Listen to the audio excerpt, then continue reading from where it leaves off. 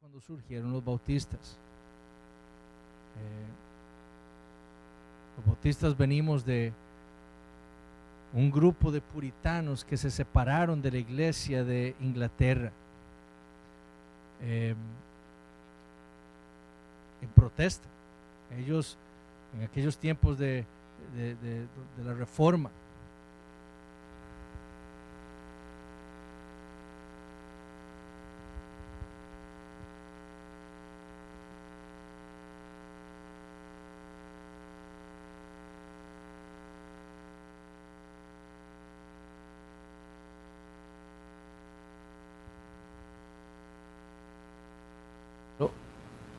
aló, sí, ok. En aquellos tiempos de la Reforma, en donde los hombres habían ido a las Escrituras para ver qué era lo que Dios decía, este grupo de puritanos empezaron a ver en las Escrituras cómo muchas de las prácticas de la iglesia de Inglaterra no estaban de acuerdo a las Escrituras. Entonces, tratando de reformar la iglesia, no pudieron, entonces tuvieron que salir de la iglesia de Inglaterra. Y entonces empezaron a formar sus propias iglesias. De ese grupo de separatistas puritanos surgieron los bautistas.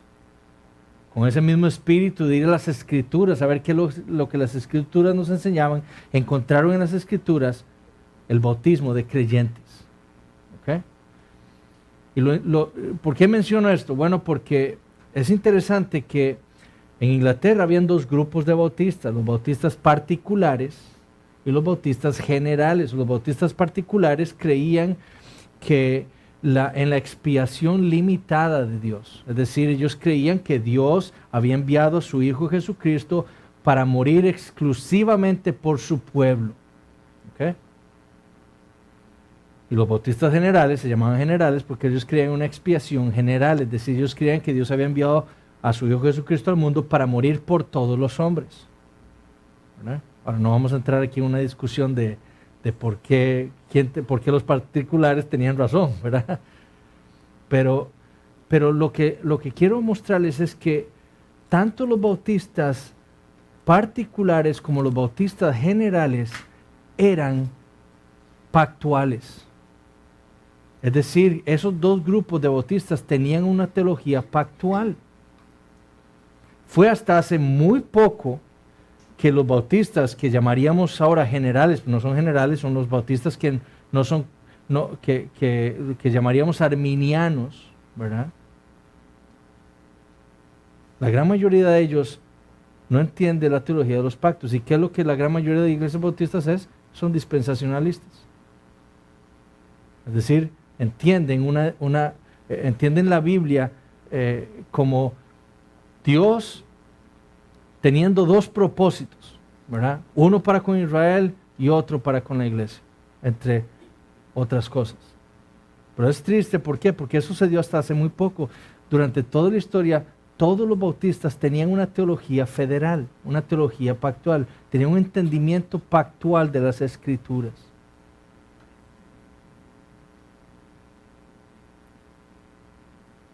Entonces,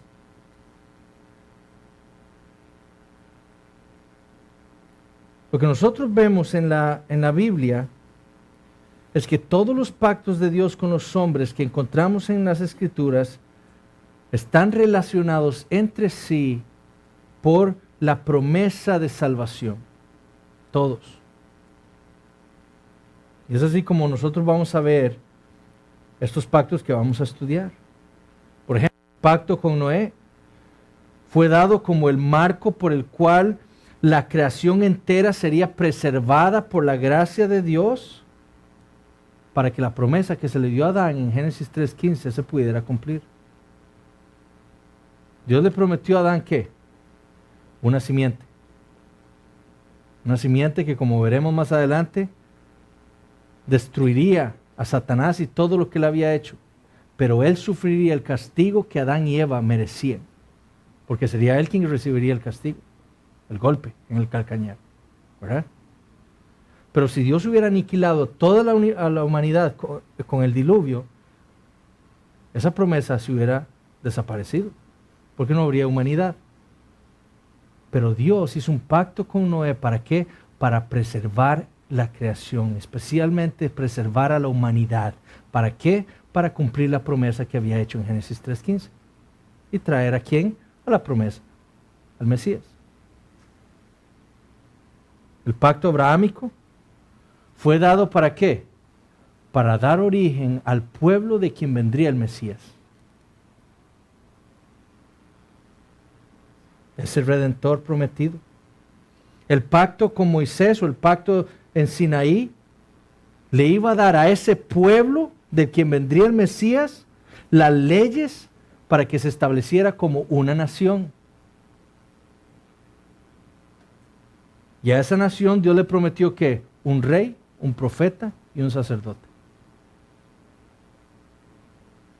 El pacto con David le promete al pueblo de Dios el reinado de Dios sobre ese pueblo por medio de un rey prometido, un rey que sería el hijo de David, el cual se sentaría en el trono de David eternamente. ¿Quién era ese rey prometido? Ese hijo de David, el Mesías.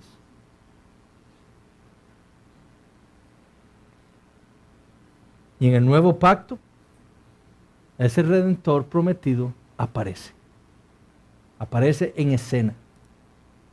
El Hijo de Dios. Y Él cumple todas las promesas que habían sido reveladas en los pactos previos. Dios le dio la ley a Israel en el monte Sinaí. ¿Israel cumplió esa ley? No. ¿Quién la cumplió? Jesucristo, el verdadero Israel. Él la cumplió. Dios le dio la ley al rey David para que la cumpliera como representante de su pueblo. David la cumplió. Salomón, menos. Todos los hijos de David la cumplieron. ¿Quién la cumplió? El Señor Jesucristo.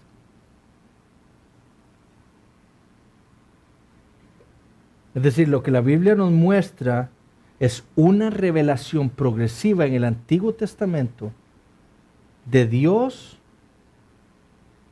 para con su pueblo por medio de pactos. La revelación progresiva de una salvación, de una promesa de salvación, del evangelio prometido en el Antiguo Testamento que Dios le hace a su pueblo.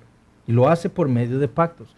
Todos los pactos que vemos nosotros en el Antiguo Testamento es la revelación progresiva de esa promesa de salvación en Cristo, en el Mesías, que Dios le hizo a su pueblo.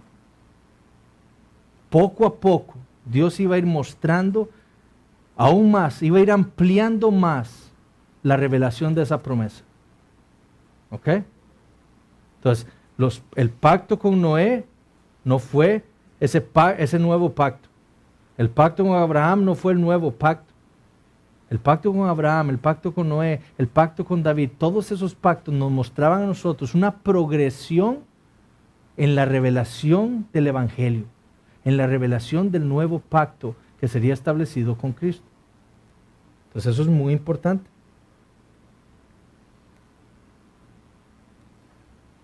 Ahora, ¿por qué esto es importante? Porque nuestros hermanos presbiterianos, por ejemplo, ellos no entienden los pactos en el Antiguo Testamento como una progresión en la revelación de la promesa del nuevo pacto. Ellos entienden que cada uno de esos pactos, el pacto de Abraham, el pacto con David, que todos esos pactos eran en sí mismos el pacto de gracia, el nuevo pacto. ¿Entienden? Pero nosotros no entendemos eso, y lo que vamos a hacer ahora es empezar a ver los pactos para que veamos cómo solo hay un pacto de gracia, es el nuevo pacto. Todos los pactos del Antiguo Testamento, como veremos, lo único que sirvieron fue ¿para qué? Para progresar en la revelación de ese evangelio, de esa promesa que Dios le había hecho a los hombres. ¿Ok?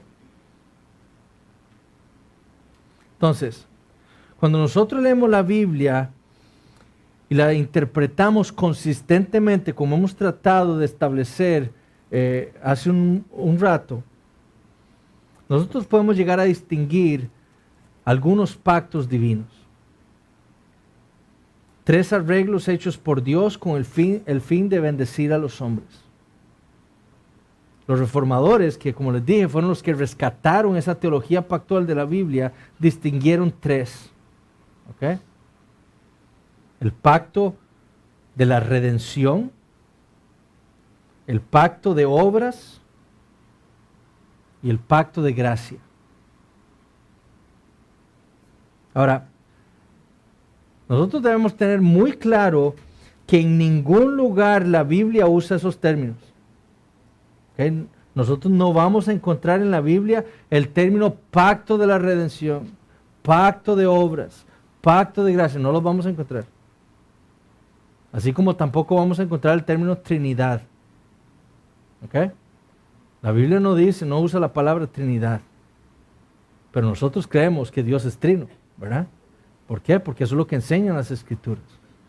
Bueno, a pesar de que la Biblia no use esos términos para esos pactos están claramente enseñados en la Biblia. ¿Okay? Esos nombres son meramente nomenclatura para una doctrina bíblica. ¿Okay? Así como le llamamos la Trinidad para establecer una doctrina bíblica, que Dios es uno en 3 personas, así hablamos de esos pactos con esos nombres. ¿Okay? Porque es una enseñanza bíblica. ¿Okay? Entonces, eso es lo que la interpretación consistente de las Escrituras nos va a llevar a entender. Entonces, veamos primero el pacto de la redención. Si nosotros leemos las Escrituras, este no es el primer pacto del que nos habla la Biblia. ¿Cuál es el primer pacto que habla la Biblia? El pacto de obras. Ese es el primero, ¿verdad? El pacto que Dios hizo con Adán. Y ahorita vamos a ver cuál es el pacto de obras, pero es el primer pacto que vemos en la Biblia. Entonces, a pesar de que el pacto de la redención no es el primer pacto descrito en las Escrituras, sí es el primer pacto hecho por Dios. Este pacto, el pacto de la redención, lo podemos definir como aquel acuerdo hecho en la eternidad, es decir, en el espacio atemporal, en donde no existe, en la eternidad ahí no hay tiempo ni espacio, ¿verdad? Es la eternidad.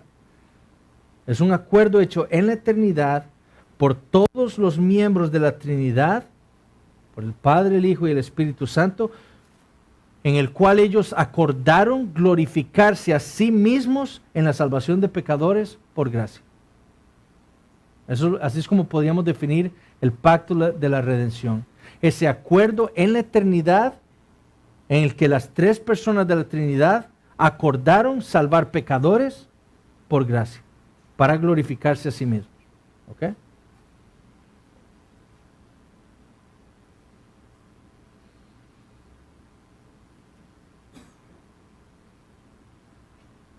En ese pacto, Dios el Padre escogió un pueblo, Dios el Hijo decidió venir a salvarlo y el Espíritu Santo decidió llamar a cada uno de esos individuos que el Padre escogió y por los cuales el Hijo vino a dar su vida. Eso es.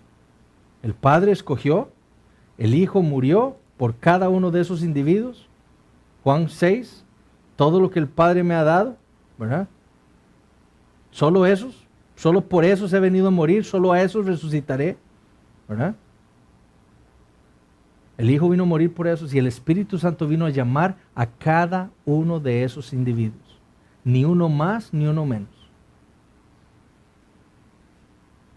Es un pacto intratrinitario.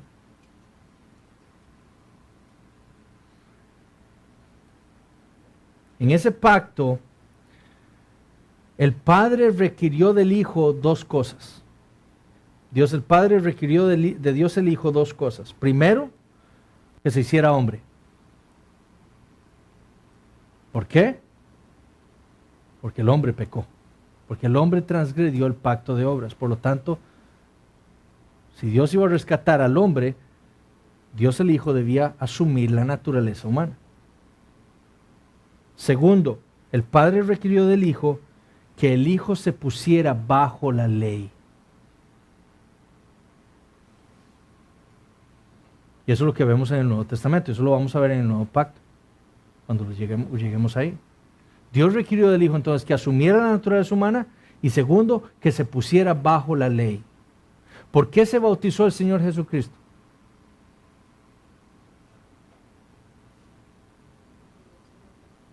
¿Por qué? Para cumplir toda justicia, dijo él, ¿verdad?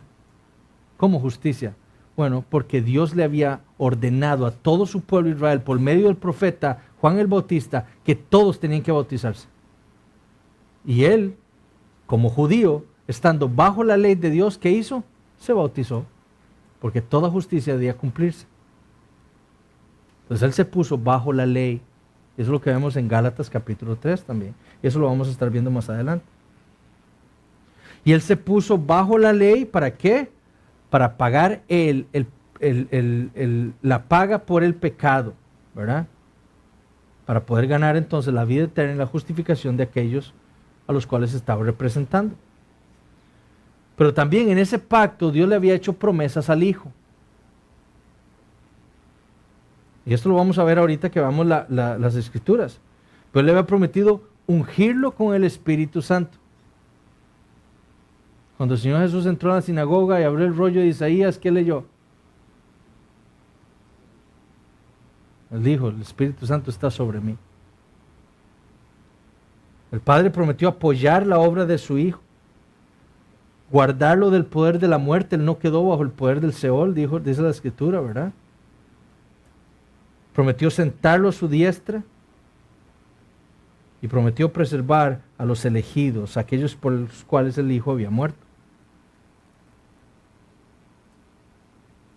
Lo que la Biblia nos revela, este pacto de la redención, es que la salvación no es un plan B de Dios. La salvación de pecadores fue el plan inicial de Dios desde la eternidad para su gloria. ¿Entienden? Es decir, Dios no es que estaba tratando con Israel, pero cuando Israel rechazó al Mesías, entonces ahora Dios dijo, ¿ahora qué voy a hacer? Ah, bueno, ya sé lo que voy a hacer. Voy entonces a salvar a los gentiles. No. Desde el puro principio, Dios ideó en este pacto de la redención salvar a su pueblo, pecadores, en su Hijo Jesucristo, para su gloria. Ese es el plan.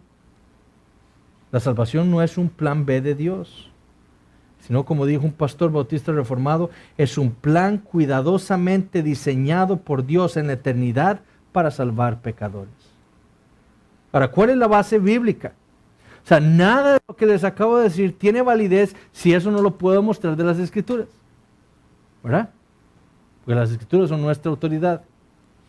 Todo lo que nosotros creamos, tiene que venir de las Escrituras. Si yo creo algo que no está en la Biblia, estoy mal. Debo desecharlo.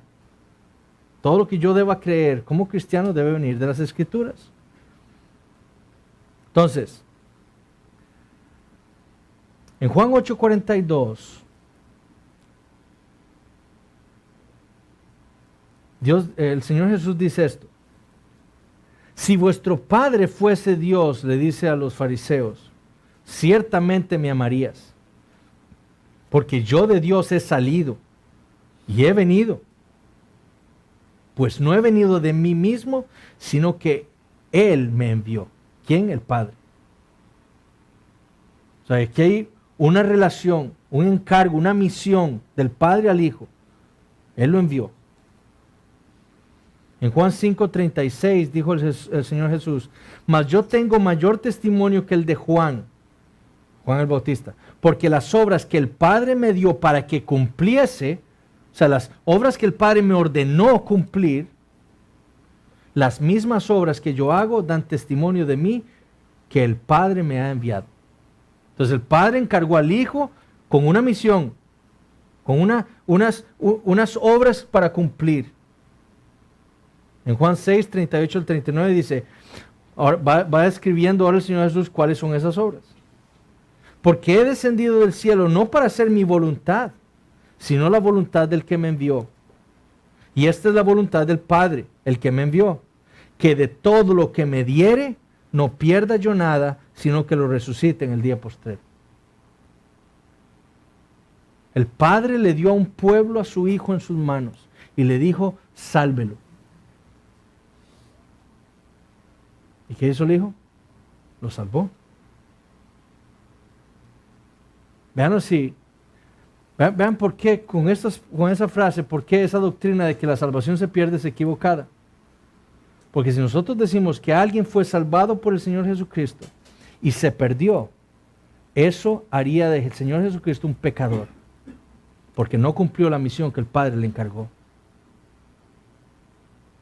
Y el Señor Jesucristo hubiera pecado contra Dios y no habría salvación para nadie. ¿Entienden? Entonces se cae todo. Todo lo que el Padre me dio, a todos ellos resucitó el Señor Jesucristo. Esa es la voluntad del Padre. Vean lo que dijo. Porque he descendido del cielo no para hacer mi voluntad, sino la voluntad del que me envió. Y esta es la voluntad del Padre que me envió. Que de todo lo que me diere no pierda yo nada, sino que lo resucite en el día postrero. Esa es la voluntad del Padre y eso fue lo que yo vine a hacer. Si Jesucristo hubiera perdido a uno, no hubiera cumplido la voluntad de Dios, estaríamos diciendo que hubiera pecado. Y no habría esperanza para nadie. Estaríamos todos aún condenados en nuestros pecados. Pero porque Él hizo la voluntad de Dios y salvó a todos los que el Padre le dio, tenemos esperanza. Lo primero que debemos notar en estos pasajes es que Jesús afirmó que Él fue enviado al mundo por el Padre para hacer algo, para cumplir una misión. Dios el Padre lo envió del cielo, ¿verdad? Porque Jesús dijo, yo he descendido del cielo. Y fue algo voluntario, ¿verdad? El Señor Jesús vino a cumplir esa misión, no obligado, no a regañadientas. Está bien, yo voy, no. Él dijo, yo doy mi vida, yo pongo mi vida, dijo. Nadie me la quita, yo la doy, yo la pongo. Pero fue el Padre el que lo envió. Ahora, si el Padre lo envió y el Hijo vino, quiere decir que hubo un acuerdo entre ambos. ¿Verdad? El Padre le tuvo que haber dicho, ven y desciende al mundo. Y el Hijo tuvo que haber dicho, está bien. Y descendió. ¿Verdad? Tuvo que haber hecho un acuerdo. Además, para completar la obra de la salvación, ¿verdad? El Espíritu Santo tiene que venir sobre el Hijo en su bautismo para darle poder con el fin de que Él pueda llevar a cabo esta obra. Recuerden, el Señor Jesús, el Hijo, ha asumido la naturaleza humana con todas sus debilidades. Tenía hambre, sueño, ¿verdad? Se cansaba. ¿Cómo iba a cumplir el Señor Jesucristo esta misión si no era por el Espíritu Santo? Entonces el Padre, el Hijo y ahora el Espíritu Santo viene a ¿qué? A ungir al Mesías. ¿Para qué? Para que pueda cumplir esa obra.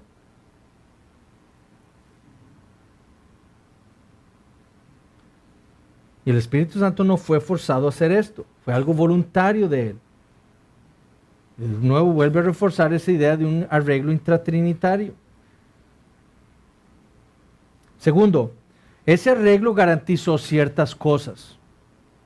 Ese arreglo de que el Padre enviaría al Hijo, de que el Hijo vendría y que el Espíritu Santo ungiría al Mesías para que cumpliera esa misión que el Padre le había dado, garantizó ciertas cosas. Por ejemplo, el rey David dijo en el Salmo 2, versículos 6 y 8, pero yo he puesto mi rey sobre Sión, dice Jehová, mi santo nombre. Yo publicaré el decreto. Y esto es el Hijo ahora. Jehová me ha dicho. Esto es el Hijo hablando. Jehová me ha dicho a mí, mi Hijo eres tú. yo te engendré hoy. Pídeme y te daré por herencia las naciones y como posesión tuya los confines de la tierra. En ese pacto intratrinitario eterno de la redención, Dios el Padre le había garantizado al Hijo una cosa: dominio sobre todo el universo. En el Salmo 89, versículos 34 al 37, dice esto: no olvidaré mi pacto, ni mudaré lo que ha salido de mis labios. Una vez he jurado por mi santidad, y no mentiré a David. Su descendencia será para siempre, y su trono como el sol delante de mí. Como la luna será firme para siempre, y como un testigo fiel en el cielo. ¿Quién es este David? El Mesías. No es el rey David, es el Mesías de quien está hablando aquí. Para siempre. Salmo 110, versículos 1 y 4. Jehová dijo a mi Señor. Y para alguien que ustedes que quieran tal vez refutar la enseñanza de los testigos de Jehová que dicen que el Señor Jesucristo no es Dios, que la Biblia no enseña que el Señor Jesucristo sea Dios. Bueno, el Salmo 110 es usado en Hebreos, por ejemplo, para hablar del Señor Jesucristo, como ese sacerdote según el orden de Melquisedec. Y aquí, en el Salmo 110, dice literalmente: Jehová dijo a mi Adonai. Adonai era un título que los judíos usaban exclusivamente para Dios.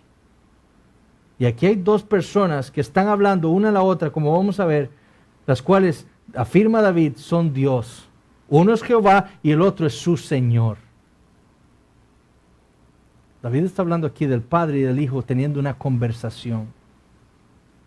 Jehová dijo a mi Señor, a mi Adonai: siéntate a mi diestra hasta que ponga a tus enemigos por estrado de tus pies. Versículo 4. Juró Jehová y no se arrepentirá: tú eres sacerdote para siempre según el orden de Melquisedec. Tú eres para siempre. Juró Jehová, hizo un pacto. Deuteronomio 18, ¿qué más prometía Dios? Profeta les levantaré de en medio de sus hermanos como tú, y pondré mis palabras en su boca, y él les hablará de todo lo que yo le mandare. ¿Qué dijo Jesús en Juan capítulo 17?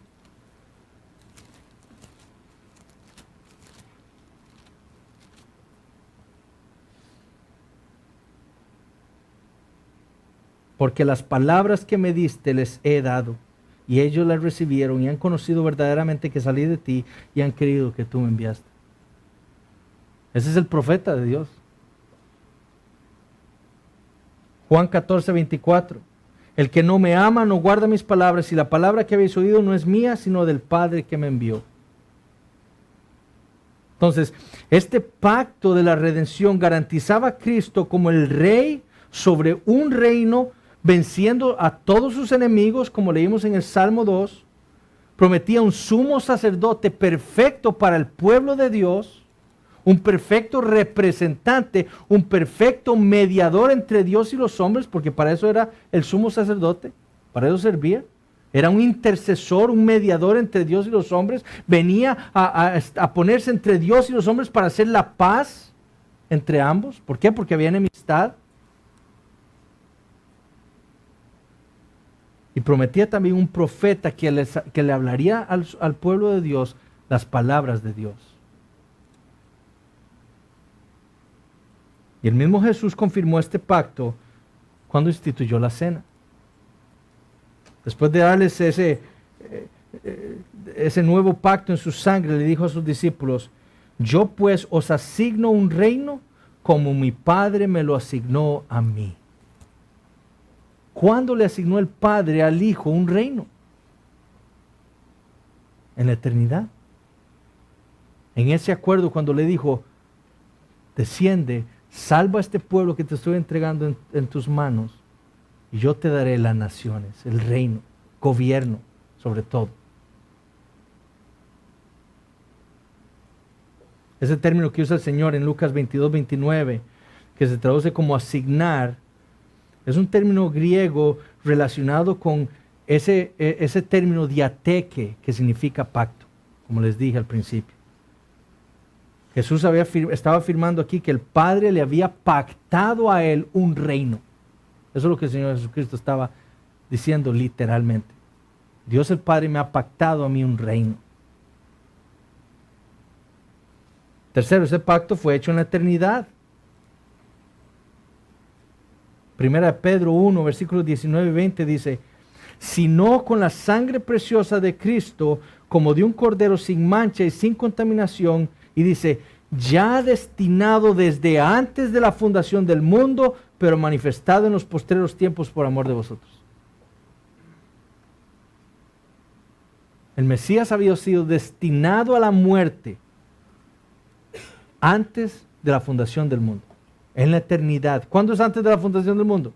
¿Qué había antes de la fundación del mundo? La eternidad. ¿Cuándo se dio ese pacto entonces? En donde Dios le dijo a Dios el Hijo, anda al mundo y salva a este pueblo que te estoy dando. En la eternidad. Para eso Dios creó, como vamos a ver. El apóstol Pablo dijo en Efesios 1, versículos 3 y 4, bendito sea el Dios y Padre de nuestro Señor Jesucristo, que nos bendijo con toda bendición espiritual en los lugares celestiales en Cristo, según nos escogió en Él antes de la fundación del mundo. Dios escogió a su pueblo antes de la fundación del mundo. Y ese pueblo que escogió se lo dio al Hijo antes de la fundación del mundo para que el Hijo viniera a rescatarlos. Ese era el plan, ese era el pacto. Y para eso fue que Dios creó el universo. Luego, Apocalipsis 13:8, como ya leímos, ese cordero inmolado desde antes de la fundación del mundo. Es decir, cuando combinamos todas estas verdades que hemos visto sobre un cordero inmolado, sobre nombres escritos en el libro de la vida antes de la creación, sobre Cristo obedeciendo a su Padre para salvar todo aquel pueblo que Él le había dado en sus manos, terminamos con la realidad de un pacto para rescatar pecadores hecho en la eternidad. Por eso es que se le ha llamado el pacto de la redención, es así como se ha llamado desde la Reforma.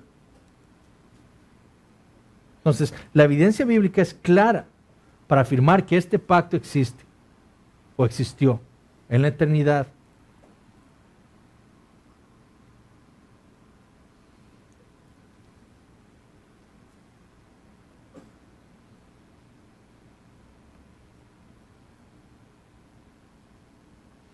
Ahora, veamos el pacto de obras.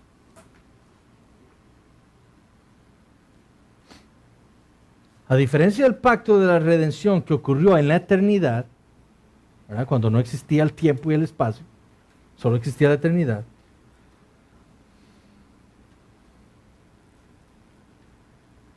El pacto de obras ocurre ¿dónde? En el tiempo y en el espacio. Después de que Dios crea el universo, ¿verdad? A ese pacto se le ha llamado de diversas maneras. Se le ha llamado, ustedes lo pueden estudiar y cuando estudien lo pueden encontrar como el pacto de la naturaleza, el pacto de la vida, el pacto de la creación. Sin embargo, a partir del siglo XVI es que como se ha tomado forma y se le ha llamado el pacto de obras. ¿Okay? Recuerden, este nombre no está en las Escrituras, pero la enseñanza, como vamos a ver, sí está en la Biblia. Ahora, lo primero que debemos tener en cuenta es la importancia del pacto de obras. Es un pacto sumamente relevante para el desarrollo de la narrativa bíblica. Nosotros, si queremos entender el mensaje de la Biblia, tenemos que entender el pacto de obras, lo que sucedió en Edén.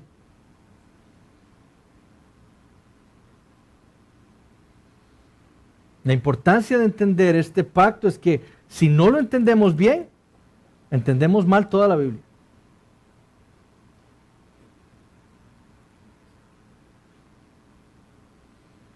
Un bautista particular en el siglo XVII dijo, si un hombre falla en entender correctamente este pacto, él queda desorientado en todo el estudio a fondo de aquella verdad que más le concierne conocer. Por lo tanto, es necesario que observemos con diligencia lo que el Espíritu Santo nos ha dejado registrado para nuestra instrucción con respecto a este tema, desorientados. ¿Cómo vamos a entender nosotros, como les decía antes, por qué es que necesitamos a Cristo? ¿Por qué es que Cristo tuvo que venir a la tierra? Si no entendemos el pacto de obras. ¿Cómo vamos a entender nuestra condición por naturaleza? ¿Cómo? ¿Cómo entendemos que cuando la Biblia dice, por ejemplo, que desde la matriz se desvían los mentirosos, los impíos? ¿Cómo? ¿Cómo vamos a entender el Salmo 51? Cuando habla David de que él fue concebido en pecado. Si no entendemos lo que sucedió en Edén. ¿Entienden? Ese pacto es sumamente importante entenderlo. Es por eso que hay cristianos diciendo que los bebés son inocentes. Que no tienen pecado, que nacen sin mancha. ¿Por qué? Porque no entienden la Biblia. No entienden el principio de la doctrina bíblica. Entonces, ¿a qué nos referimos con el pacto de obras?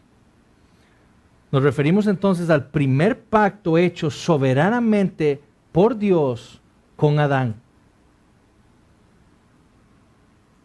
Y en ese pacto Dios probaría su obediencia.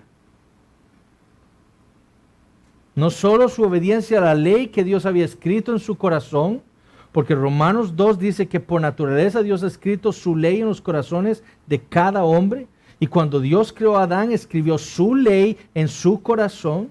Entonces Dios no solo iba a probar la ley que Dios había escrito en el corazón de Adán, sino también probar su obediencia a ese mandamiento positivo que Dios le iba a dar en Génesis capítulo 2, en el cual Dios le ordena no comer de un árbol, del árbol de la ciencia del bien y del mal.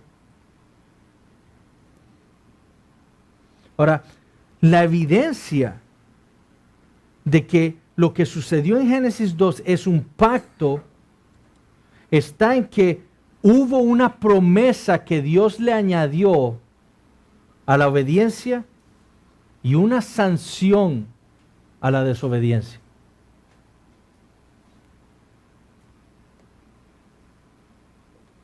Veamos Génesis capítulo 2. Génesis capítulo 2, versículo 15. Dice: tomó pues Jehová Dios al hombre y lo puso en el huerto de Edén para que lo labrara y lo guardase. Y mandó Jehová Dios al hombre diciendo: de todo árbol del huerto podrás comer, mas del árbol de la ciencia del bien y del mal no comerás. Ahí está el mandamiento. Porque el día que de él comiereis, ciertamente morirás. Literalmente Dios le dijo a Adán: el día que de él comieres, muriendo ciertamente morirás. O sea, le está diciendo, la muerte es una realidad. Puede estar seguro de que va a morir si come de cerdo. Ahora, como vemos y como veremos, Adán entró en ese pacto no solo como individuo. Él sería castigado, o él sería bendecido si obedecía. Sería castigado él si desobedecía. Pero también como la cabeza federal, como el representante de toda su descendencia. Y eso lo vemos, ¿por qué? Romanos capítulo 5. En la prioridad de la enseñanza del Nuevo Testamento. Entonces, si Adán obedecía, obtendría la vida eterna. Se le ofrecía a él comer del árbol de la vida que estaba en medio de Edén. Pero si desobedecía, se le prometía la muerte. La muerte. A él y a su posteridad. Y para eso Dios creó a Adán como lo hizo. Perfecto. Con una voluntad. ¿Para qué? Para que pudiera cumplir la ley de Dios. Adán fue creado con la capacidad de obedecer. y con la capacidad de desobedecer. Y Adán decidió desobedecer.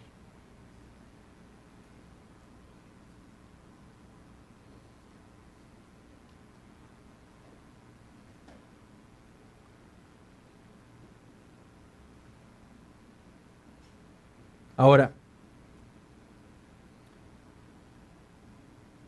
debemos reconocer que Dios estaba en todo su derecho de poner a prueba a Adán. ¿Por qué? Porque Él es Dios. Esa es la única respuesta que tenemos a esa pregunta. ¿Tenía Dios el derecho de poner a prueba a Adán? Por supuesto que sí, porque Él es Dios y Adán era su criatura. Entonces Dios tenía todo el derecho, porque Él es soberano. Fue por causa del pacto de la redención que este pacto de obras vino a ser una realidad. ¿Ok? Entonces, el marco de todo es el pacto de la redención. Ese pacto en donde Dios, el Dios Trino, había decidido glorificarse a sí mismo en salvar pecadores. Pero para que hubieran pecadores, para que Dios pudiera salvarlos, para poder glorificarse a sí mismo, ¿qué debía ocurrir? Primero, crear hombres. Y segundo, poner al hombre a prueba. ¿Para qué? Para que pecara. Sumiera toda su descendencia en el pecado y entonces Dios podía entonces salvar a esos pecadores. El marco de todo es el pacto de la redención. También Dios estaba en todo su derecho de añadirle a ese pacto una bendición y una sanción. Dios estaba en todo su derecho de elegir a Adán y no a otro.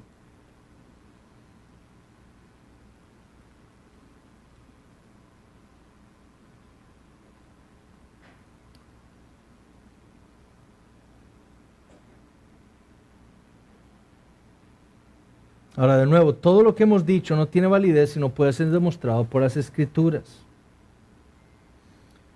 Cuando nosotros entonces vemos, por ejemplo, en Génesis capítulo 2, como hemos leído, no podemos decir otra cosa más que aquí hay un pacto, una transacción de Dios con el hombre. Dios le da un mandamiento al hombre, le promete la bendición y le promete una sanción si desobedece. Eso es un pacto. Y Adán ahora sí está en Adán en cumplirlo o en desobedecerlo.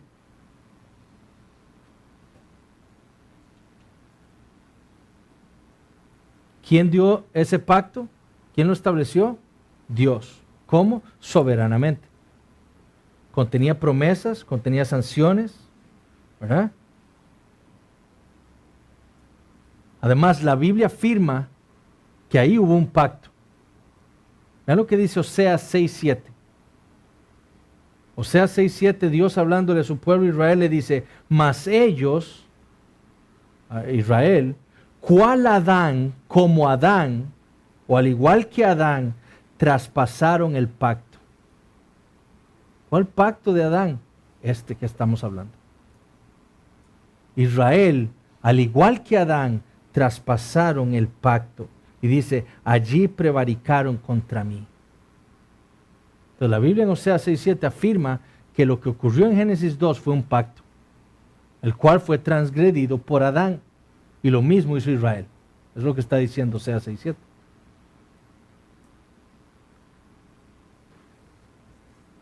Ahora vayamos otra vez a Romanos capítulo 5. Para que veamos que Adán no entró solo o solamente como un individuo a ese pacto, sino como representante de toda su descendencia. Vean lo que dice Romanos 5:12. Por tanto, como el pecado entró en el mundo por un hombre y por el pecado la muerte, así la muerte pasó a todos los hombres por cuanto todos pecaron.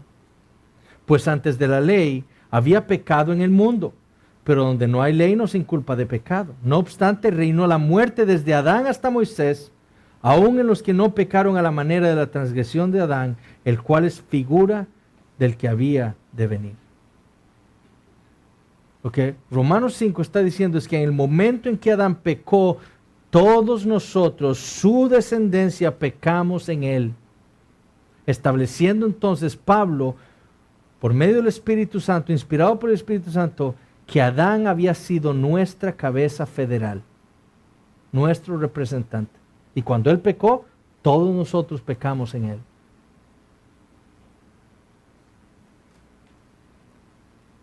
Ahora vean lo importante de entender esto. Porque muchos podrán objetar que no es justo que nosotros hayamos sido culpados por lo que hizo Adán. Pero debemos entender esto. Si nosotros no tenemos a Adán por cabeza federal, no podemos tener a Cristo por cabeza federal. Porque ese es el argumento de Pablo en Romanos 5. Si ustedes leen Romanos 5, va a decir más adelante, y eso lo vamos a ver cuando veamos el nuevo pacto, que nosotros tenemos otra cabeza. Ahora es Cristo. Y en Él tenemos vida. ¿Entiende? Entonces, si usted no está en Adán, usted no puede tener a Cristo como su cabeza federal. Porque dice Romanos capítulo 5, dijo Pablo, el cual, Adán, hablando de Adán, es figura del que había de venir. Así como Adán fue representante de la humanidad, Cristo era el representante de su pueblo.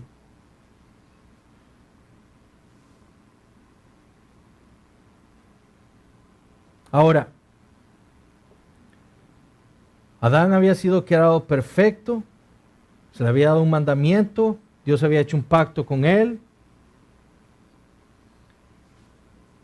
Dios le había prometido la vida eterna.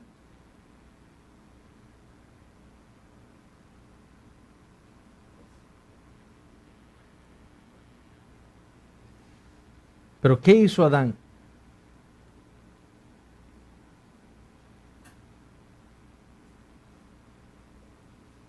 Adán lo transgredió. Adán pecó. Ahora, esto es importante.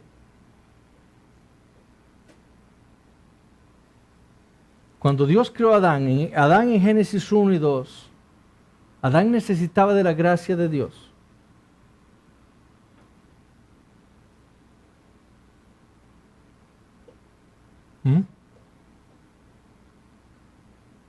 Adán necesitaba esa gracia salvadora de Dios. Porque era perfecto. Adán no necesitaba la gracia porque él era perfecto. La vida eterna que Dios le había prometido a él estaba basada en su obediencia a ese mandamiento divino. Eso era lo que era justo. Y eso es por eso que se llama el pacto de obras. Adán debía hacer algo si quería ganar la vida eterna. Y si Adán desobedecía, sería sancionado, obtendría la muerte. Entonces, Adán había sido hecho perfecto, moralmente capaz de obedecer el mandamiento de Dios. Tenía, podemos decir, un libre albedrío, una voluntad para obedecer o para desobedecer. Y eso lo sabemos, ¿por qué? Porque Adán decidió desobedecer y no obedecer. No fue Dios el que lo obligó a pecar, no fue Dios el que lo obligó a desobedecer, fue Adán de su propia voluntad que decidió desobedecer el mandamiento de Dios.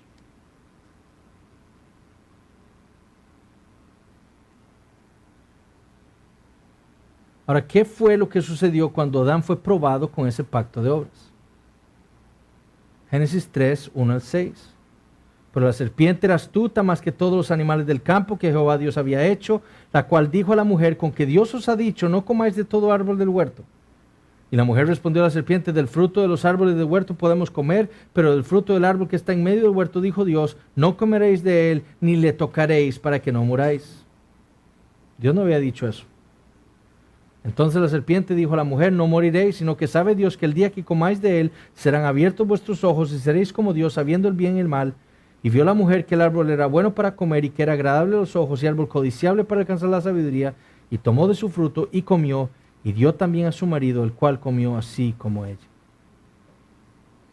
Adán había escuchado la voz de Dios, Adán había entrado en un pacto con Dios de no comer de ese árbol, y en aquel día prefirió escuchar a su mujer, desobedecer a Dios y quebrantar el pacto de obras.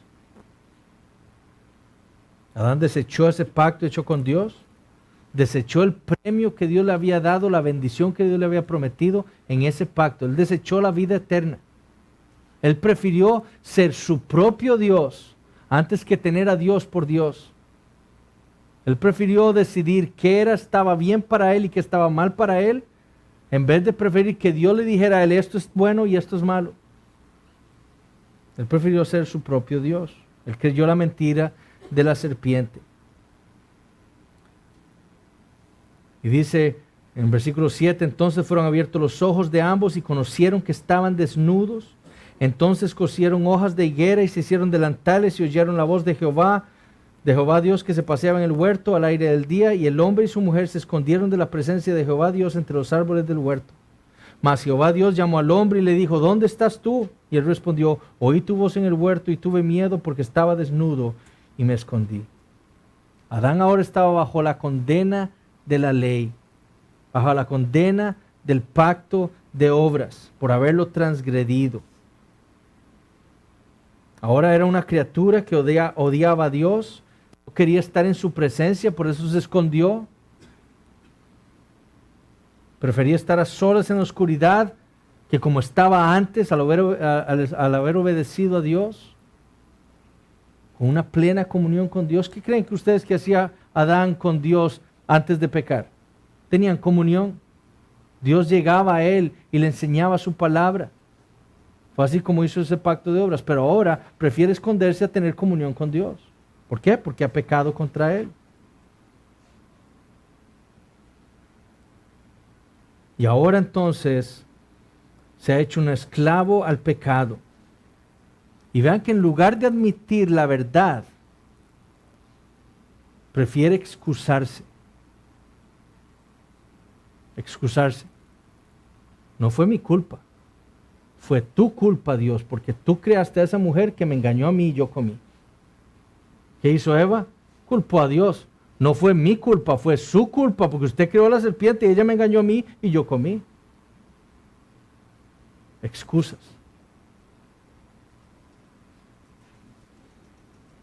Y le dijo Dios, versículo 11, ¿quién te enseñó que estabas desnudo? ¿Has comido del árbol que yo te mandé no comieses? Y el hombre respondió, la mujer que me diste por compañera me dio del árbol y yo comí. Entonces Jehová dijo a la mujer, ¿qué es lo que has hecho? Y dijo la mujer, la serpiente me engañó y comí. Y así Adán quebrantó el pacto de obras. ¿Cuál fue el resultado de la caída? La muerte. La muerte de Adán. Ahora, Adán ciertamente no cayó muerto en el momento en que pecó contra Dios, ¿verdad? Pero sí murió. Primero murió espiritualmente. Muchos creen que Dios mintió cuando Adán no cayó muerto ahí mismo después de pecar contra él. Pero la realidad es que Adán sí murió, pero murió primero espiritualmente. En el momento en que desobedeció a Dios, él murió espiritualmente y se convirtió en un pecador.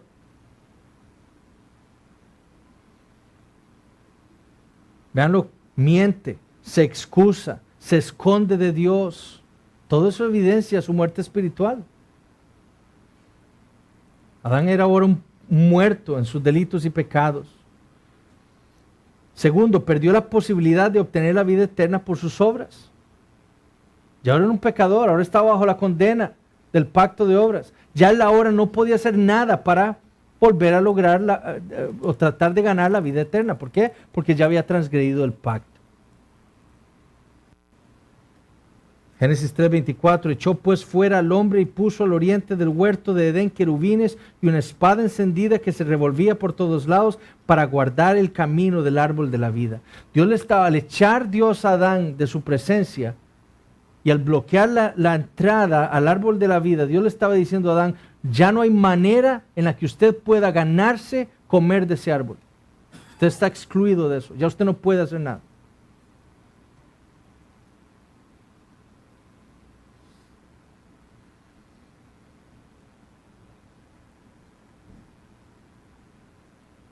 Como decía un pastor, intentar entrar al Edén por sus propios medios haría que los querubines lo hicieran pedazos.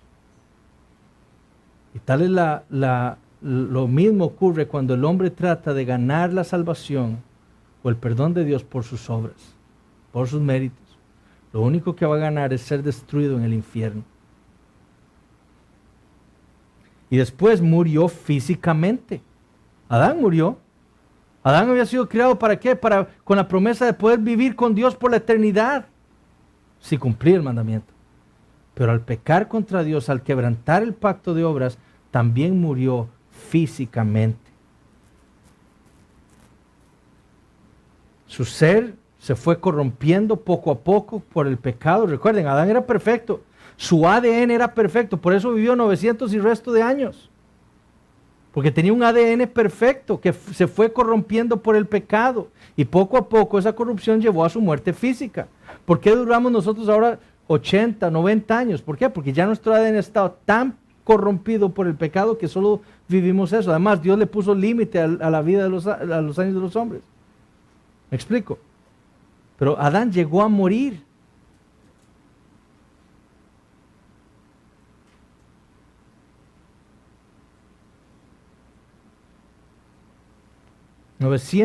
Dice Génesis 5:5, y fueron todos los días que vivió Adán 930 años. ¿Y qué? Y murió. Y si leemos nosotros Génesis 5 dice, hablando de los hijos de Adán, y murió, y murió, y murió, y murió, y murió, y murió. Romanos 5 dice que la muerte pasó a todos. ¿Por qué? Por cuanto todos pecaron. Todos morimos. ¿Por qué? Porque todos somos pecadores. En Adán todos hemos transgredido el pacto de obras.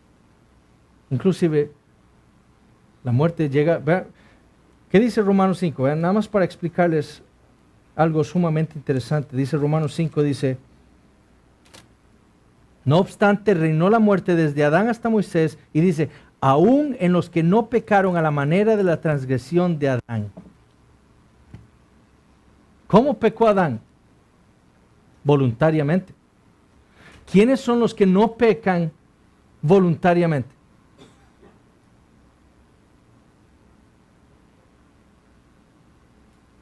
¿Qué? Los bebés, los niños, pequeños. El bebé no muerde el pecho de su mamá, ¿verdad? O sea, no lo hace como lo hizo Adán. Eso demuestra que es un pecador, ¿verdad? Pero el niño no peca como Adán, voluntariamente, sabiendo que debe amar a su padre, que debe respetar a su mamá, que no debe hacerle daño a sus padres, ¿verdad? Eso lo sabía Adán. Pero el bebé no. Pero aún así los bebés mueren. ¿Por qué? Porque el pecado ha llegado hasta ellos. Todos somos pecadores. Hemos sido concebidos en pecado en el vientre de nuestras madres. No hay inocente, no hay nadie que sea inocente. Todos mueren. Si un hombre no muriera es porque no tiene pecado. ¿Por qué? Porque Dios sería injusto en matar a alguien que sea limpio, que sea justo. Pero todos morimos. ¿Por qué? Porque no hay justo ni aun uno. No hay quien entienda. Aún a todos se han desviado. Por eso morimos. Todos. 4. Adán con la caída sumergió a toda su descendencia en el pecado. Eso ya lo leímos en Génesis 5.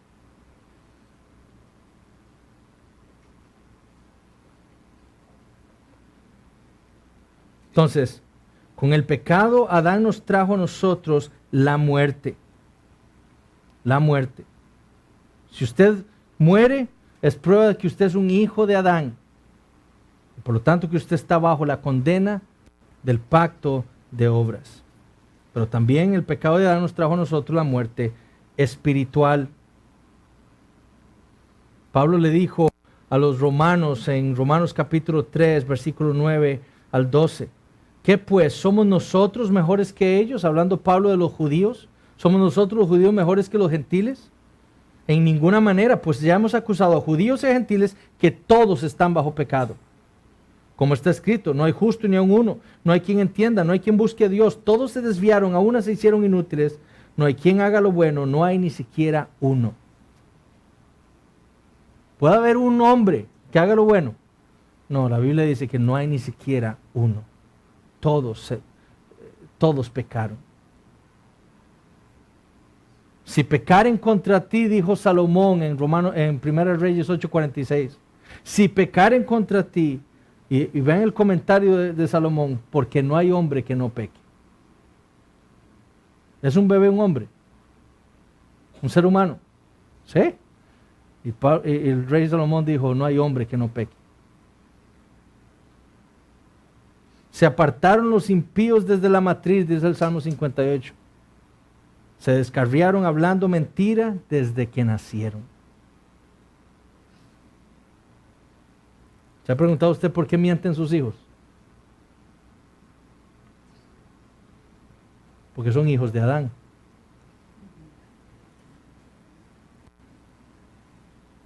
Efesios 2:1, y Él os dio vida a vosotros cuando estabais muertos en vuestros delitos y pecados. Pablo le está hablando a estos efesios. Y él le dice, ustedes estaban muertos. ¿Cómo? Espiritualmente. En su pecado. Antes de que Cristo los salvara, ustedes estaban muertos espiritualmente. Pero Adán también, vean esto que es muy importante. El pecado de Adán también corrompió a toda la creación.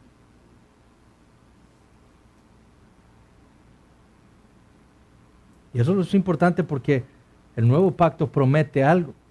¿Qué promete también el nuevo pacto con respecto a la creación? Nuevos cielos y nueva tierra. ¿Por qué? Porque en el pacto de obras toda la creación fue corrompida por el pecado de Adán. Bueno, ¿cuál fue el argumento de Pablo en Romanos 8? Versículo 19. Porque el anhelo ardiente de la creación es el aguardar la manifestación de los hijos de Dios. Porque la creación fue sujetada a vanidad, no por su propia voluntad, sino por causa del que la sujetó en esperanza.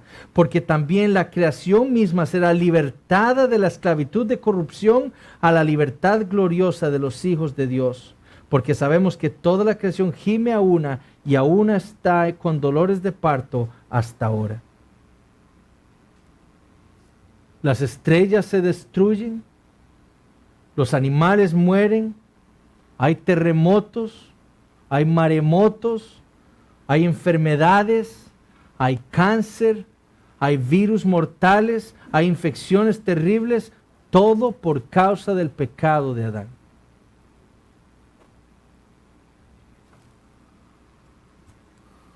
Ustedes ven cómo, si usted no entiende lo que sucede en Génesis 1 al 3, usted no puede entender el mundo en el que usted vive.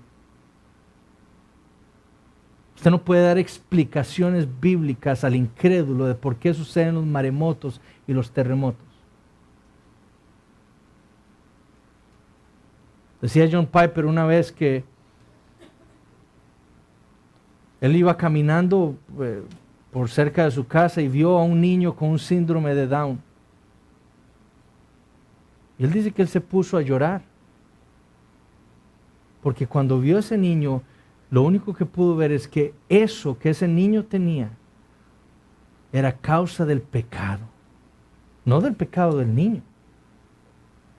Del pecado general, el pecado del hombre. Si el hombre no hubiera pecado, nada de eso hubiera podido existir en el mundo. No habría cáncer, no habría enfermedades, no habría nada malo. Todo sería perfecto. Pero por causa del pecado de Adán es que esas cosas ocurren. ¿Cómo podemos explicarle nosotros a un incrédulo que está muriendo en su cama de cáncer?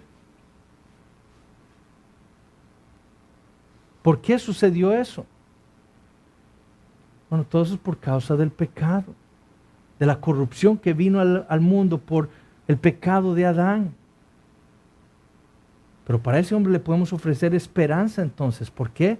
Porque a pesar de que Adán pecó contra Dios, y por causa de él se corrompió toda la creación, vino uno, el Hijo de Dios, vino al mundo. ¿Para qué? Para restaurar todas las cosas y para salvarnos a nosotros de ese pecado, para cumplir él el pacto de obras perfectamente en nuestro favor, para poder salvarnos, para poder salvar a todo aquel que crea en él y se arrepienta de sus pecados. Y si esa persona que está muriendo de cáncer cree y confía en el Señor Jesucristo, ese día Dios lo salvará.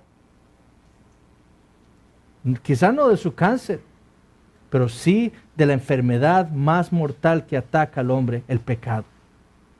Entonces podemos dar explicaciones, pero entendiendo bien lo que sucede en Génesis 1 al 3. Si usted no entiende bien lo que sucedió ahí, usted no puede dar explicaciones de nada. De nada, absolutamente de nada.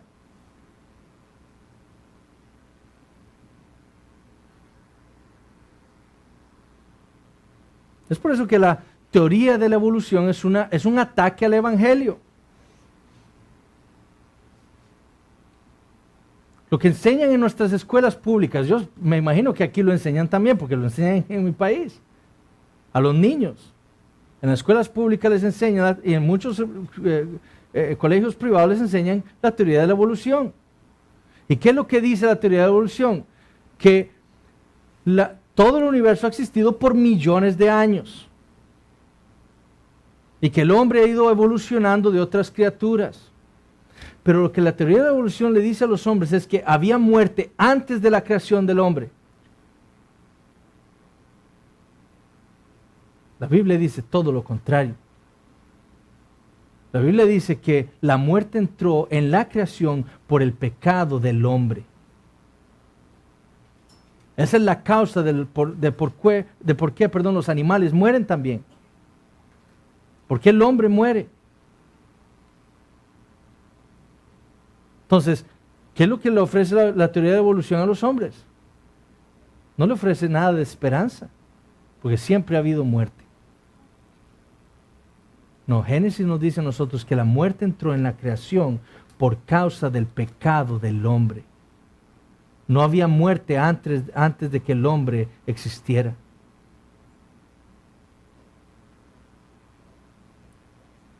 Entonces, de nuevo, debemos ver la importancia de entender correctamente lo que sucedió en el jardín del Edén.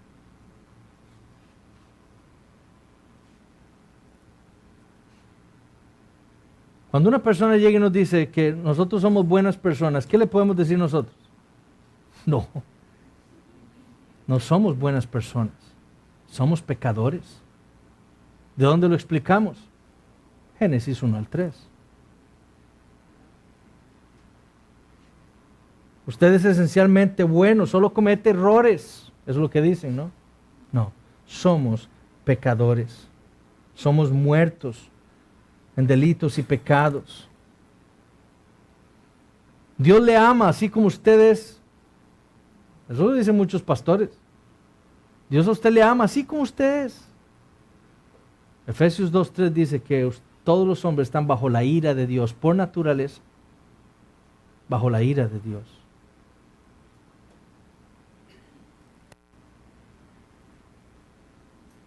En Adán todos los hombres hemos quebrantado el pacto de obras y por lo tanto estamos bajo la ira de Dios. Estamos condenados al infierno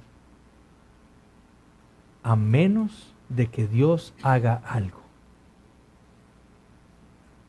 Y es ahí en donde se abre entonces la revelación de ese pacto de gracia de Dios de salvar pecadores para su gloria.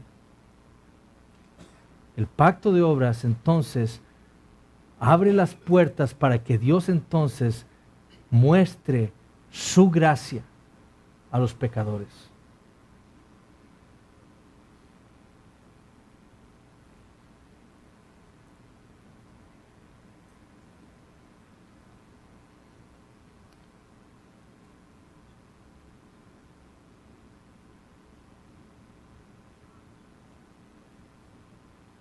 No sé si puedo seguir o seguimos mañana.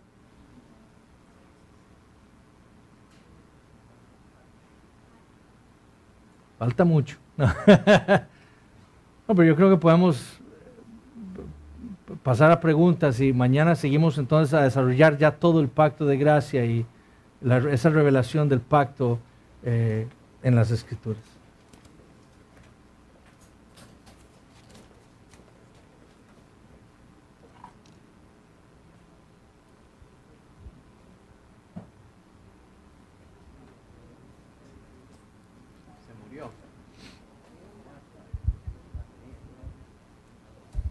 Bien, por cuestiones de tiempo, hermanos, vamos a dar unos 15 minutos de preguntas y respuestas para que el pastor Eduardo pueda responder las preguntas que ustedes puedan tener. Entonces, si usted anotó alguna preguntita por ahí, levánteme el papelito para que los hermanos pasen.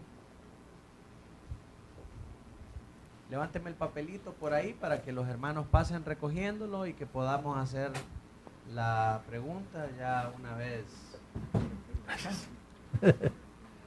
Si todavía no la tiene lista, entonces escríbala por ahí. Allá hay una. ¿Sí? Vamos a esperar que tengamos unas cuantas para que no digan, ah, esa es la de Ronnie.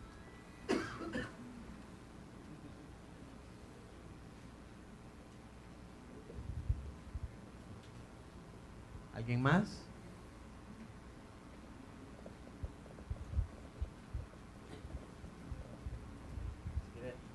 Ajá, perfecto.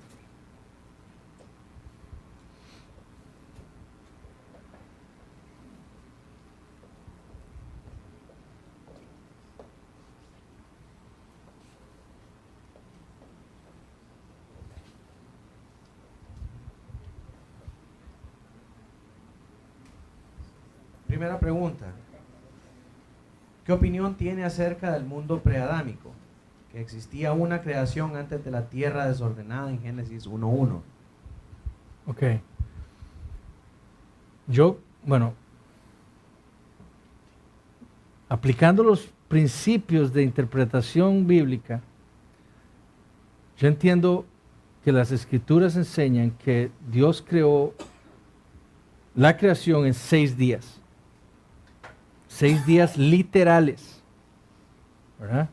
Muchos argumentan que es que Génesis 1 al 11 es un lenguaje poético, que es un poema, y entonces si es un poema debemos entender esos términos de día como metáforas, ¿verdad? Para hablar de edades de miles de años o cientos de años, ¿verdad? Pero un estudio serio de Génesis 1 al 11 demuestra que ahí no hay, que es una narrativa histórica, ¿verdad? Ciertamente hay porciones que son poéticas, ¿verdad? Pero es una narrativa histórica. Y cuando nosotros leemos, por ejemplo, en Génesis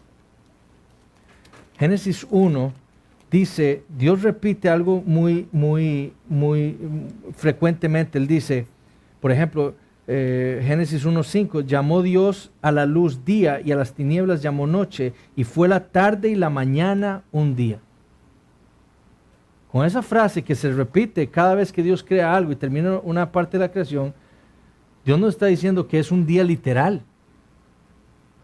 Y de hecho, el mismo término que se refiere aquí, día, es usado en el resto del libro de Génesis por Moisés para describir días literales de 24 horas. Entonces, si nosotros tomamos seriamente lo que la Biblia dice en Génesis 1 al 3, debemos admitir que lo que Dios está diciendo ahí es que Él creó el universo en 6 días. Y lo creó exactamente en el orden que Él lo creó. Y si usted analiza la sabiduría de Dios, usted podrá ver por qué creó al hombre de último. Porque el hombre tiene pulmones y necesita oxígeno. Y para eso, para oxígeno necesita plantas que produzcan el oxígeno. Y para que las plantas produzcan oxígeno necesita agua. Entonces, hubo un orden sabio por el cual Dios creó todas las cosas como lo hizo, en 6 días literales. Entonces, yo no creo que alguien pueda probar de las Escrituras que hubo un mundo adánico previo, con animales y creación en miles de años antes, ¿verdad? La Biblia habla de una creación de 6 días y en el 7º día Dios descansó. Entonces, yo no creo que sea un concepto bíblico. Ahora, ustedes podrán encontrar cristianos, ¿verdad?, que creen en una creación o en una evolución teísta, es decir, que Dios creó todo el universo por medio de la evolución. O sea, ellos le achacan a Dios la creación, pero por medio de la evolución. Yo no creo que eso sea bíblico. Entonces, ciertamente hay pastores y teólogos que afirman estas cosas, pero yo no creo que pueda sostenerlo por la Biblia. ¿Me explico? O sea, si usted toma la Biblia literalmente, con ese método, con esos principios que elaboramos ahora antes, usted tiene que entender que lo que Dios dice ahí es que Él creó el mundo, el universo, en 6 días literales, días de 24 horas. Y lo creó exactamente en ese orden. Amén. ¿Dónde va un bebé cuando muere? Ok. Yo soy bautista reformado. Entonces, yo creo lo que dice la Confesión de Fe de Londres de 1689 resume lo que yo creo enseñan las Escrituras. Las Escrituras dicen que los que van al cielo, los que son salvos, son los elegidos de Dios, ¿cierto? Solo los elegidos son salvos. ¿Tenemos eso claro? ¿Verdad? Ok. Si un bebé va al cielo, ¿qué implica? Que era elegido. ¿Ok? Entonces, la única respuesta que yo puedo dar a esa pregunta es como responde la Segunda Confesión de Londres. Los bebés, o los que también habla la confesión de aquellos que no tienen esa capacidad intelectual, ¿verdad? Hablando, por ejemplo, del síndrome de Down o cosas así, ¿verdad? Aquellos que no tengan esa comprensión, ese entendimiento, esa capacidad para razonar, si son elegidos, van al cielo. Esa es la respuesta bíblica, ¿verdad? Si no son elegidos, van al infierno. Ahora, lo que debemos apuntar es de dónde viene esa pregunta. Porque la mayoría de las personas hacen esa pregunta pensando en esto. Los bebés son inocentes, ¿a dónde más van a ir? Al cielo, ¿verdad? Pero de nuevo, eso no es un concepto bíblico. ¿A dónde debe ir toda persona que muere? Bebé, adulto y anciano. ¿A dónde? Al infierno. Todos somos pecadores. Todos merecemos ir al infierno, desde el más pequeño hasta el más grande. Entonces, lo que le debemos preguntar a esa persona cuando nos hace esa pregunta es, ¿por qué? O sea, ¿qué cree usted que es un bebé? ¿Que es inocente o que es un pecador? Porque si usted entiende que es un pecador, usted debe entender que él merece el infierno, ¿verdad? Si usted entiende que es inocente, pues se sale del todo concepto bíblico, pero me explico. O sea, si usted entiende lo que dice la Biblia de todo hombre nacido de mujer, todo hombre que ha sido concebido en el vientre de su madre, si usted entiende que es un pecador, usted debe entender que esa persona merece ir al infierno. Si un bebé va a ir al cielo es únicamente por gracia y porque ha sido elegido por Dios. Ahora, sin querer ir mucho más allá de la Escritura, porque como dijo Juan Calvino, que ir más allá de la Escritura es atarnos una soga al cuello, ¿verdad? Es mi opinión, así como de otras personas a lo largo de la historia. Una de ellas les puedo mencionar a Spurgeon, pero es mi opinión que todo bebé que muere en su infancia es elegido. ¿Okay? Esa es mi opinión. Ahora, yo puedo argumentar eso, y en mi argumento es el carácter de Dios.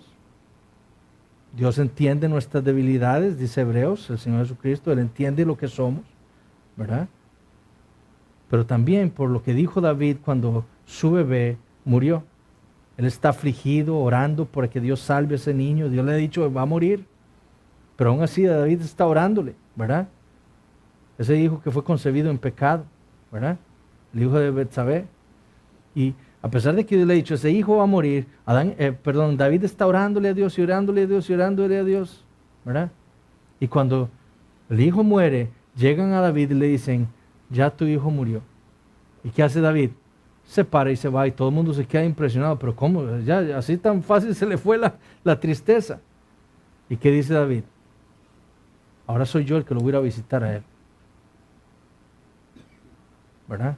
Entonces, asumiendo que David es salvo, ¿verdad? Entonces, yo asumo que David suponía que ese bebé iba a ser salvo. ¿Me explico? Pero es mi opinión. Pero la respuesta bíblica es, si ese bebé es elegido, es salvo. Porque toda persona merece el infierno. ¿Me explico? Pero la respuesta bíblica es esa. Si es elegido, es salvo. Si no es elegido, va al infierno. Merecidamente. Siguiente pregunta. ¿Es necesario el entendimiento pleno de la teología pactual para llegar a Cristo? No. ¿A la salvación? No. Piensen esto. ¿Qué conocían los gentiles del Antiguo Testamento? Por ejemplo, los corintios. ¿Qué sabían ellos del Antiguo Testamento cuando Pablo llegó a predicarles a Cristo? Absolutamente nada. Y fueron salvos. ¿Verdad? El pensar o enseñar que uno necesita tener cierto conocimiento teológico para ser salvo es un error. Nosotros necesitamos predicar el Evangelio y el Evangelio es lo que Dios usa para salvar. Y el Evangelio es que Cristo vino al mundo para morir por nuestros pecados, resucitó al tercer día para darnos vida y que todo aquel que cree en Él será salvo. ¿Verdad? Cuando Dios salva, poco a poco va a ir madurándolo en la fe, madurándolo en el conocimiento bíblico y esa persona va a ir entendiendo mejor las Escrituras. Pero no se necesita ser un teólogo. O sea, imagínate, ninguno aquí sería salvo. Entonces, solo el pastor. Pero ninguno sería salvo. Porque ninguno de nosotros tiene un conocimiento perfecto de las Escrituras. Lo que usted necesita creer es el Evangelio. Ahora, si usted quiere entender mejor el Evangelio, entonces usted va a estudiar las Escrituras para entender mejor cómo es que ese Evangelio ha sido desarrollado en la Biblia. ¿Cómo lo desarrolla Dios? Por medio de los pactos, de una manera pactual. ¿Me explico? Pero poco a poco ese conocimiento le va a llegar a cada uno de nosotros para entender mejor el Evangelio, ¿verdad? Por eso el cristiano está llamado ¿a qué? A leer la Escritura, a estudiar la Escritura, para crecer en el conocimiento de Dios, para crecer en el conocimiento del Señor Jesucristo, para crecer en el conocimiento de uno mismo, para crecer en el conocimiento del Evangelio, ¿verdad? Yo conozco cristianos que tienen años en la fe y no conocen la Escritura. Es como el libro de Hebreos, esos hebreos a los que le habla el autor en la epístola de los Hebreos. Que él le dice, ustedes tienen años en la fe y debiendo ser maestros son bebés, ¿verdad? ¿Por qué? Y él les dice algo, ustedes se han vuelto tardos para oír. ¿Para oír qué? La palabra de Dios. Ellos se han hecho perezosos para oír la palabra de Dios. Eso es lo que esa palabra tardo significa, perezosos. No se congregaban, eso es lo que los acusa en Hebreos 10:25. Se habían dejado de congregar, habían dejado entonces de escuchar la palabra de Dios predicada cada domingo, ¿verdad? Y entonces se habían vuelto bebés en la fe. Entonces no entendían y Pablo le dice, ahora tenemos que volver a los rudimentos, ¿verdad? A las primeras cosas. ¿Cómo es posible? ¿Verdad? Bueno, si hay cristianos que tienen años en la fe y todavía no están, hay que darle las cosas de bebé cristiano, el Evangelio otra vez, a enseñárselo, ¿verdad? No pueden avanzar, ¿verdad? ¿Por qué? Porque no se aplican en el estudio de la palabra. Pero recuerden, una teología perfecta no es necesaria para la salvación. Dios salva con su evangelio, el mensaje de Cristo crucificado para salvar pecadores, con la promesa de que aquel que se arrepienta y crea en ese Salvador será salvo. Y a partir de ahí Dios, por medio de su Espíritu Santo, empieza la obra en ese pecador que ha sido redimido. ¿Para qué? Para que conozca cada vez más a Dios. ¿Qué leímos en Jeremías 31? Ya no más le dirá al otro, conoce a Dios. No, ahora todos me conocerán, ¿verdad? Ya no necesitarán que se nos diga quién es Dios. ¿Cómo? No. Yo puedo ir a las Escrituras y por el Espíritu Santo que Dios me ha dado, puedo ir a conocer cada vez más a Dios yo mismo, ¿verdad? Entonces, la salvación incluye ese deseo por la palabra de Dios, por conocer más de Dios, por deleitarnos de Dios, como veremos el domingo, ¿verdad? Y por conocer mejor el Evangelio. Entonces, no es necesario una teología perfecta, entender los pactos para... Los corintios no entendían nada del Antiguo Testamento. No sabían ni quién era Abraham, ¿verdad? Y fueron salvos. Igual los efesios. Y poco a poco, cuando fueron salvos, se congregaron y el pastor empezó a enseñarles su palabra, enseñarles desde el Antiguo Testamento todo lo que Jesús, todo de lo que Jesús se decía en ellos, y así empezaron a crecer. Nada más. Hermanos, muchas gracias. Una más, ok. ¿Por qué Pedro no ordenó el bautismo en el nombre de la Trinidad en Hechos 2, como lo hizo Cristo en Mateo 28 en la Gran Comisión?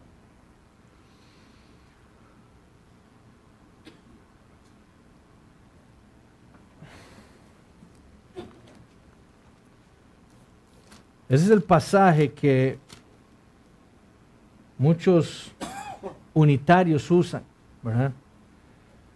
Para bautizar a sus adeptos, ¿verdad? Pedro les dijo, arrepentíos y bautícese cada uno de vosotros en el nombre de Jesucristo para perdón de los pecados y recibiréis el don del Espíritu Santo. Lo que Pedro estaba diciendo ahí es que se bautizaran en la autoridad del Señor Jesucristo, ¿verdad? O sea, que ellos debían bautizarse en el nombre, en la autoridad del Señor Jesucristo para el perdón de pecados. Ahora, ¿cómo asumimos nosotros que Pedro bautizó, o algunos de los apóstoles bautizaron a estos hombres? Nada más los metieron y dijeron en el nombre del Señor Jesucristo. No. ¿Por qué? Porque la Gran Comisión nos dice cómo fue que el Señor Jesucristo le ordenó a los discípulos bautizar en el nombre del Padre y del Hijo y del Espíritu Santo. Esa fue la manera en la que el Señor Jesucristo les dijo a ellos, con toda su autoridad, la autoridad que le había sido dada, le indicó a ellos cómo debían bautizar. Ahora, Pedro lo que le dijo ahí nada más es, si usted cree el Evangelio, si usted se arrepiente de sus pecados, entonces bautícese usted tranquilamente en la autoridad del Señor Jesucristo. Pero no debemos asumir que lo que Pedro dijo ahí fue la manera en la que él bautizó a esos creyentes, ¿verdad? ¿Por qué? Porque él tenía una comisión del Señor Jesucristo. Y en ese mandamiento del Señor Jesucristo que es prescriptivo, aquí nos está describiendo lo que Pedro dijo, pero en el Mateo 28 se nos está ordenando cómo debemos bautizar. ¿Entienden? Entonces, cuando nosotros leemos la Escritura, debemos decidir si ese pasaje es una descripción de algo o si es un mandamiento que nos está siendo dado. Yo no puedo vivir mi vida por los pasajes que son descriptivos, ¿verdad? Yo voy a vivir mi vida por los pasajes que son prescriptivos, es decir, por lo que se me está ordenando a mí hacer de parte de Dios, ¿verdad? Entonces, por ejemplo, tenemos un ejemplo cuando Pablo y Timoteo están entre los judíos, ¿verdad? Y Pablo termina, ¿qué? Circuncidando a Timoteo, ¿verdad? ¿Por qué? Entonces tenemos que circuncidarnos todos, o si un judío se convierte, no. Eso es una descripción de algo que Pablo hizo en aquel momento para no dañar el testimonio con los judíos, para poder reconciliarse con ellos, estar en paz con ellos. Pero no es una prescripción para los cristianos. Entonces, igual aquí en el bautismo, en esas palabras de Pedro, Pedro no está ordenando que estos creyentes sean bautizados así. Él está diciéndoles a ellos nada más que en la autoridad del Señor Jesucristo sean bautizados, pero ¿cómo serían bautizados? Conforme a la gran comisión. ¿Verdad?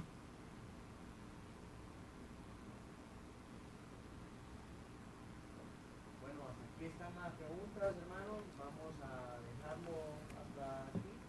Voy a pedirle al pastor Eduardo que cierre con una oración. Amén. Oremos.